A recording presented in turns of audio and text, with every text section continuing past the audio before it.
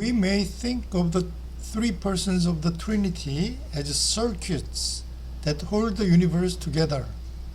All things with personality are within the circuit of the Universal Father. All those that respond to Eternal Son is within the circuit of Spirit.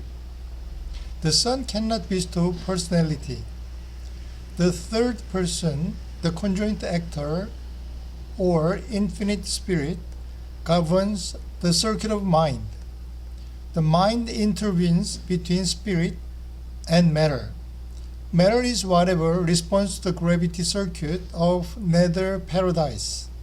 This chart may illustrate various aspects of the three persons of Trinity. Father is original thought, and the Son is the expression of himself by the Word, and infinite spirit represents knowledge. The representative attribute of each three person is love, mercy, and service. It is a little bit confusing between infinite spirit and the essence of Son, which is spirit, but infinite spirit is the source of all cosmic mind, and Son is the source of all the spirit. In spite of such distinction, God nonetheless one.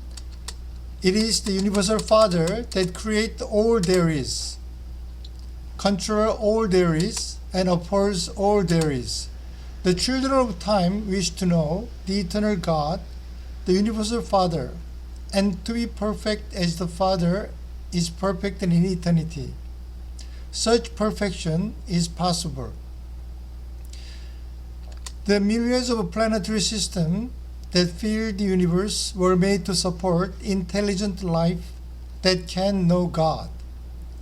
The search for God is the supreme adventure for inhabitants of these numberless planets swirling around unnumbered suns, including ourselves.